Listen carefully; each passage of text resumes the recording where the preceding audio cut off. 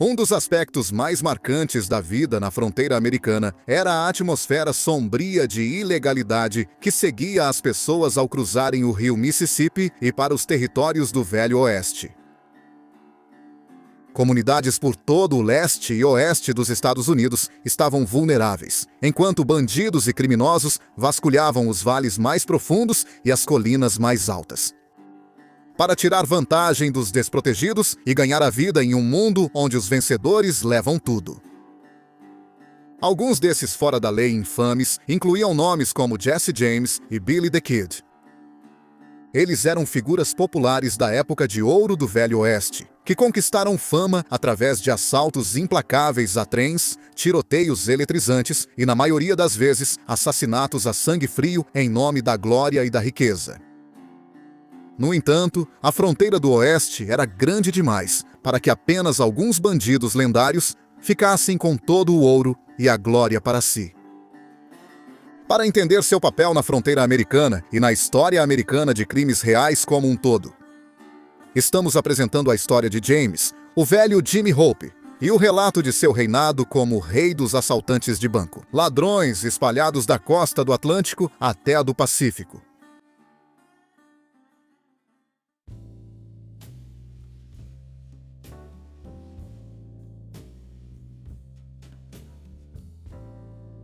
James Hope, mais conhecido pelo apelido de Ladrão de Bancos, Velho Jimmy, nasceu na Filadélfia, Pensilvânia, por volta de 1836. Ele foi criado por seus pais imigrantes irlandeses, que eram pobres, mas determinados a ver seus filhos prosperarem até a idade adulta.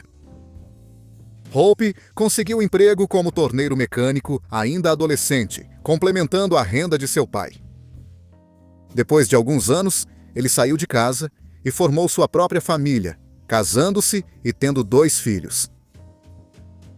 Mas, quando chegou aos 30 e tantos anos, uma vida doméstica comum, sustentada por trabalho manual e tarefas simples, não satisfazia o velho Jimmy em sua essência. Na verdade, tanto ele quanto o resto do mundo logo aprenderiam que o futuro fora da lei realmente só tinha um verdadeiro amor: assaltar bancos.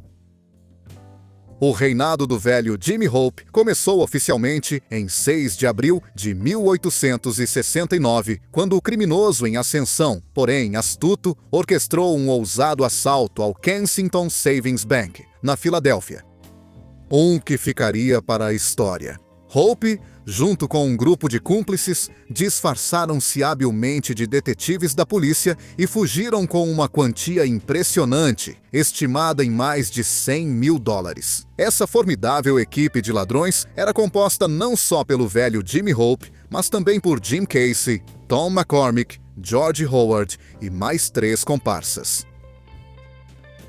O assalto começou com um ardil envolvendo um indivíduo bem vestido e uniformizado que entrou no Kensington Savings Bank, buscando uma audiência privada com o presidente do banco. Como se de propósito, o presidente do banco atendeu ao pedido e concedeu reunião imediata. Esse visitante misterioso afirmou ser um detetive enviado pelo chefe de polícia, trazendo notícias sombrias de que uma quadrilha de criminosos planejava assaltar o banco naquela noite. Ele assegurou ao presidente do banco que 3 ou 4 policiais fardados estariam posicionados discretamente no banco antes do fechamento. Após extrair uma promessa solene de sigilo, o detetive foi embora. Por volta das 14h50 daquela tarde fatídica, os supostos policiais fardados chegaram ao banco e pediram a ajuda dos 2 porteiros para fazer a guarda. Quando anoiteceu, um dos porteiros foi enviado para buscar cerveja, deixando o outro porteiro sozinho. Aproveitando o momento, os policiais revelaram ser membros da gangue de Jimmy Hope, especialistas em arrombamento de cofres disfarçados. Eles rapidamente dominaram e calaram o infeliz porteiro. Quando o outro porteiro retornou, teve o mesmo destino. Com ambos os porteiros dominados, os ladrões iniciaram sua ousada empreitada, arrombando o cofre do banco e fugindo com um saque colossal estimado entre 80 e 100 mil. No entanto, a divisão dos espólios logo semeou discórdia entre a quadrilha, culminando em um confronto fatal que tirou a vida de 3 dos ladrões. Posteriormente, Jim Casey encontrou seu fim nas mãos de Tom McCormick, enquanto o corpo sem vida de George Howard foi encontrado perto de Yonkers, às margens do rio Hudson. Anos depois, enquanto estava sob custódia em São Francisco, o velho Jimmy Hope revelou que um outro membro da gangue de Kensington ficou tão amargurado com a disputa pela divisão que jurou buscar vingança, possivelmente precipitando o assassinato de Howard. 4 meses depois, Hope e seu associado, Ned Lyons, junto com outros 2 comparsas, orquestraram outro assalto audacioso. Eles conseguiram um porão embaixo do Banco Ocean, na cidade de Nova York, ocultando habilmente suas atividades dos olhares curiosos dos transeuntes, instalando uma divisória para bloquear a janela do porão. Na calada da noite, eles perfuraram o chão de pedra diretamente abaixo do cofre do banco, saindo de lá com mais de $1 milhão em dinheiro e títulos. No entanto, mais tarde eles se desfizeram dos títulos e fugiram com o máximo de ouro e prata que conseguiam carregar, sem levantar suspeitas. No entanto, isso somou apenas alguns milhares de dólares, já que os títulos valiam muito mais do que o ouro e a prata. No ano seguinte, Hope e Lyons realizaram mais um assalto ousado, desta vez mirando o cofre do pagador-mestre no estaleiro naval da Filadélfia. Embora Hope tivesse se tornado uma figura notória no submundo da cidade, ele, Lyons e outros 2 co-conspiradores conseguiram escapar da acusação devido à falta de provas concretas. Só Lyons foi detido, mas foi solto sob fiança e acabou fugindo. Para o velho Jimmy Hope, seu encontro com a lei finalmente chegou quando ele foi preso por roubar o banco Smith em Perry, Nova York, mais tarde naquele ano. Ele foi condenado e, posteriormente, sentenciado a 5 anos de prisão na prisão de Auburn, em 28 de novembro de 1870. Após 3 anos de encarceramento, o velho Jimmy Hope conseguiu uma fuga notável da prisão de Auburn, em 23 de janeiro de 1873. Junto com seus companheiros fugitivos, Big Jim Brady, Dan Noble e Charles McCann. Durante o outono daquele mesmo ano, Hope se envolveu em um plano nefasto, colaborando com um grupo de ladrões experientes, incluindo Brady, Frank McCoy, George Bliss e reencontrando Tom McCormick. Juntos, eles se instalaram em uma casa ao lado do First National Bank of Wilmington, preparando o cenário para uma façanha ousada. Na manhã de 7 de novembro, Hope e seus comparsas iniciaram seu plano, tendo como alvo a casa do caixa do banco, convenientemente localizada nas proximidades. A estratégia deles era manter a família do banqueiro como refém, enquanto o obrigavam a abrir o cofre do banco. No entanto, a maré virou contra eles quando uma empregada esperta conseguiu escapar da casa, alertando as autoridades sobre suas intenções sinistras. Em pouco tempo, Hope e seus cúmplices se viram novamente nas garras da lei. Com a justiça sendo aplicada rapidamente, todos os 4 malfeitores sofreram uma punição dolorosa, recebendo 40 chibatadas severas. Eles foram ainda condenados a 1 década atrás das grades em 23 de novembro de 1873. A sentença deles foi acompanhada por 1 hora no Pelourinho e uma multa substancial de $5 mil para cada um. Notavelmente, o quinteto propôs pagar uma quantia substancial de $25 mil em vez da flagelação, mas o tribunal rejeitou severamente esse pedido. Em uma reviravolta surpreendente, Hope e sua gangue orquestraram uma fuga ousada da cadeia de Newcastle, em Delaware, apenas 8 meses depois. Com um rebocador a vapor, navegaram com sucesso rumo à liberdade. Nos anos seguintes, Hope conseguiu permanecer foragido, cometendo uma série de pequenos roubos e furtos, incluindo um incidente notável em Wellsboro, Pensilvânia, em setembro de 1874, e ao longo de 1875. Como muitos habitantes do submundo do crime de Nova York, ele mantinha conexões com a notória receptadora Frederica Mara Mandelbaum. Em 1875, a trajetória criminosa de Hope tomou um rumo intrigante quando ele foi recrutado pelo audacioso George Leonidas Leslie. Juntos, eles embarcaram em um ambicioso empreendimento de 3 anos, preparando-se meticulosamente para o que seria, sem dúvida, um dos seus assaltos mais significativos: o roubo ao Banco de Manhattan.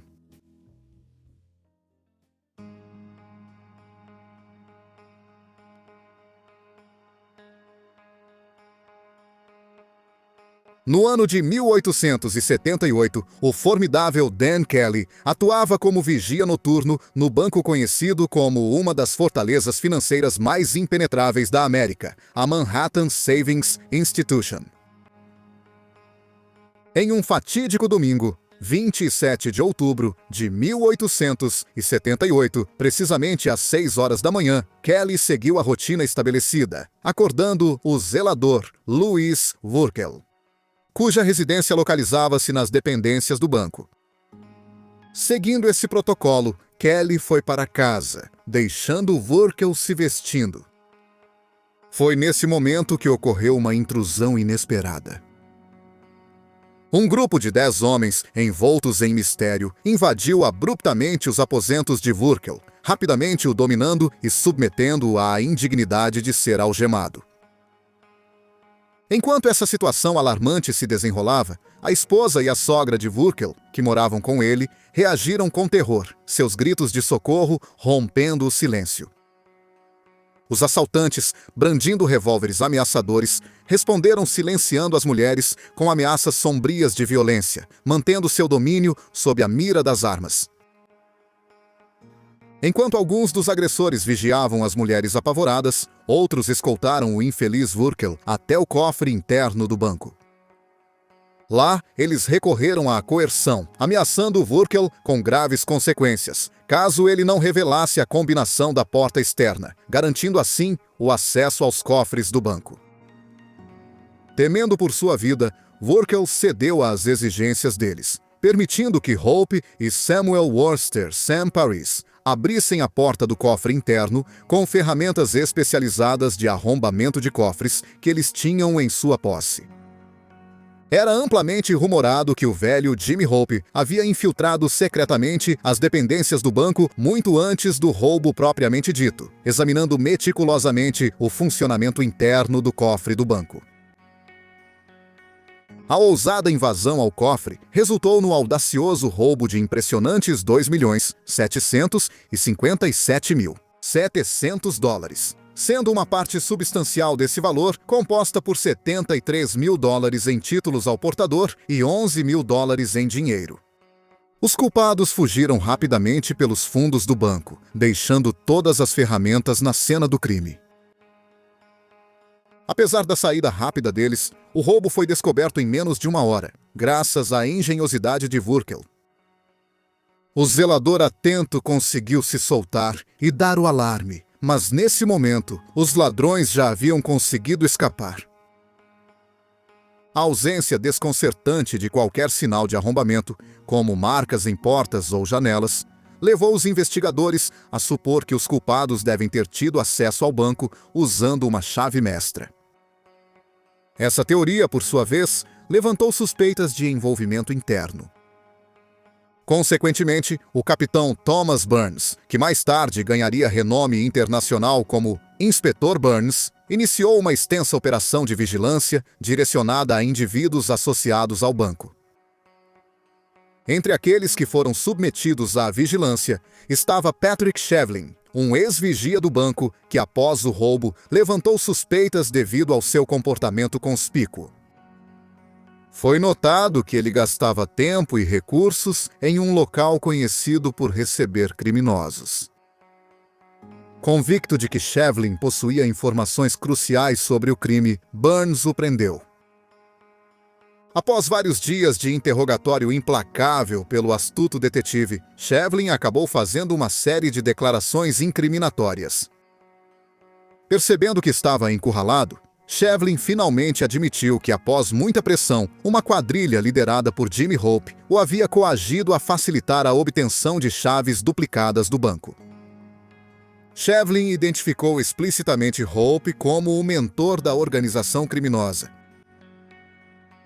Os criminosos manipularam Shevlin, convencendo-o de que ele não levantaria suspeitas e receberia uma parte dos ganhos ilícitos.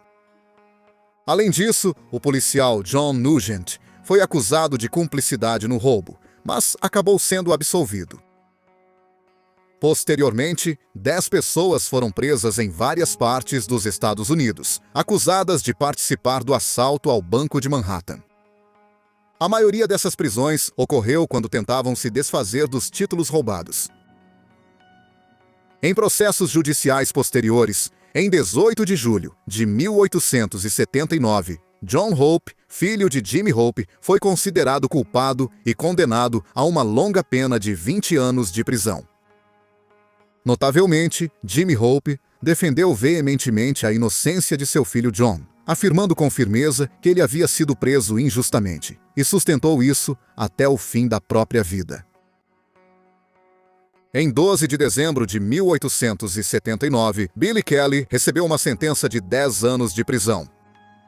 Enquanto isso, Jimmy Hope estava encarcerado na prisão de Auburn, mas mais tarde orquestraria outra fuga ousada após apenas um ano.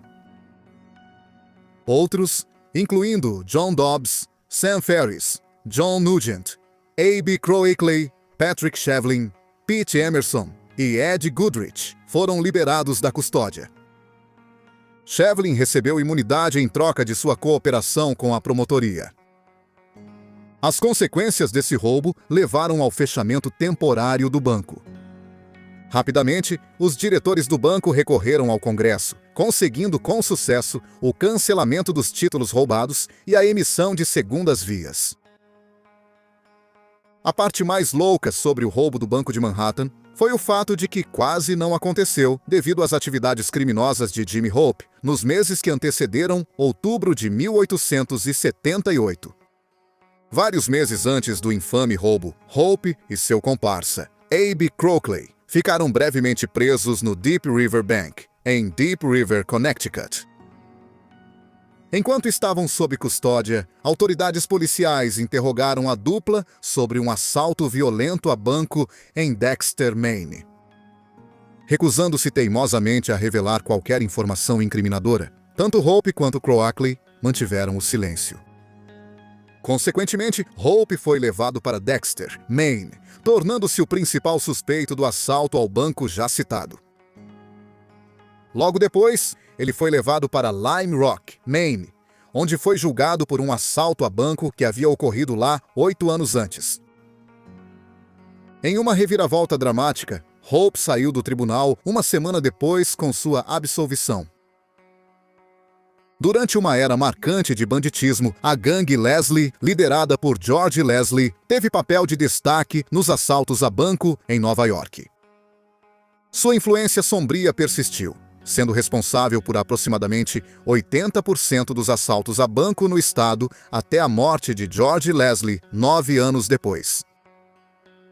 É justo dizer que, sem o impacto de George Leslie na empreitada criminosa de Hope, a maioria dos seus assaltos não teria acontecido, pelo menos com o mesmo sucesso.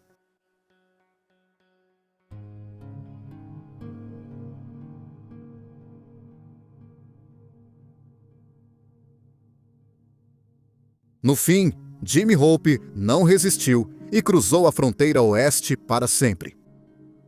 Era irresistível demais a ideia de uma terra sem lei e de fortuna que permeava o oeste americano.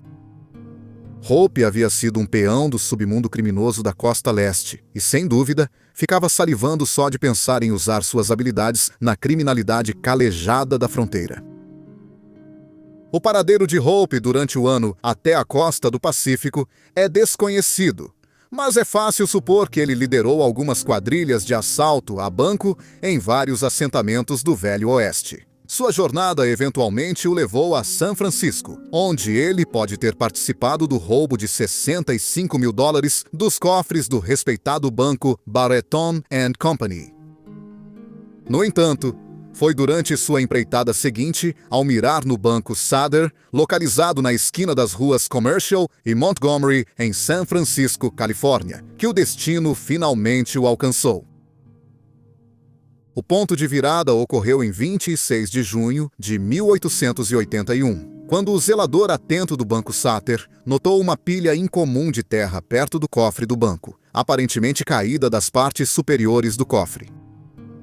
Essa descoberta estranha imediatamente despertou suspeitas, levando à rápida notificação do capitão dos detetives, Isaiah W. Lees. O capitão Lees iniciou uma investigação que levou à descoberta de que uma abertura engenhosa havia sido feita no espaço do segundo andar, discretamente escondida em um canto sombrio, onde o zelador guardava suas ferramentas de limpeza. Essa abertura, estrategicamente grande o suficiente para acomodar uma pessoa, se estendia pelo chão e pelo teto diretamente acima do cofre. Na noite seguinte, o capitão Lees, acompanhado por uma equipe de detetives atentos, manteve uma vigilância discreta. A vigilância constante deles valeu quando viram dois indivíduos entrando no corredor para o andar de cima. Dando tempo suficiente para que os ladrões retomassem suas atividades ilícitas, Lees e sua equipe finalmente entraram no local. Eles imediatamente focaram no buraco conspícuo no chão, onde testemunharam um dos ladrões descendo para o andar de baixo. Ao perceber que havia sido capturado, Hope rapidamente sacou um revólver de grande porte, mas os detetives responderam com a mesma intensidade, apontando espingardas de cano cerrado para ele. Encurralado e em menor número, Hope acabou se rendendo. Enquanto isso, seu comparsa, que subiu ao andar de cima, conseguiu escapar. Investigações subsequentes revelaram que esse indivíduo não era outro senão Dave Cummings, outro ladrão notório.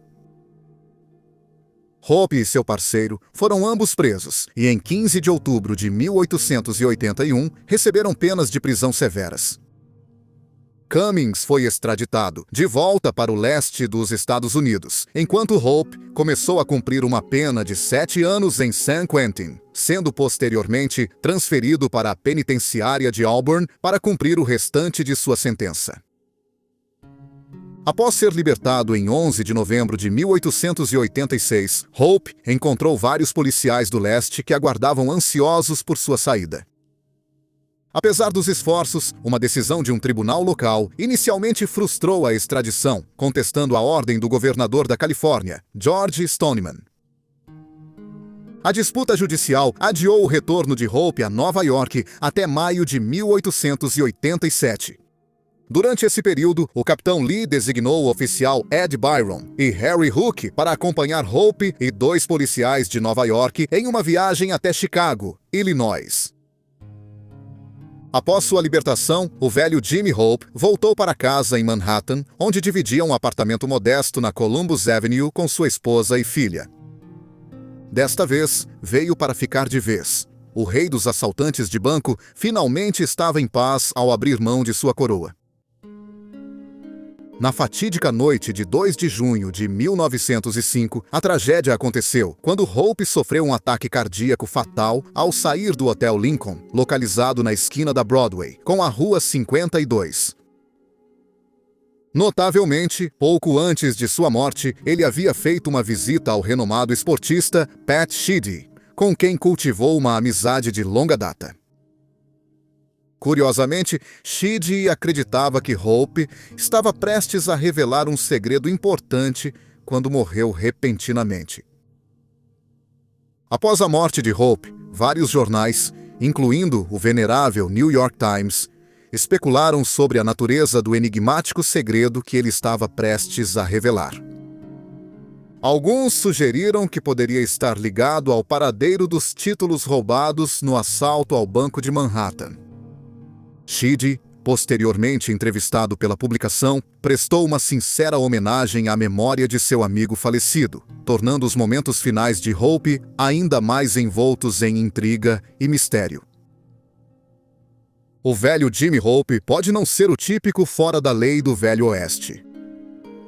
Ele pode não ter cometido a maioria de seus crimes a oeste do Mississippi. Sua atuação na fronteira pode ter sido em grande parte anônima e discreta, enquanto sua verdadeira infâmia vinha da costa atlântica. Mas algo continua verdadeiro.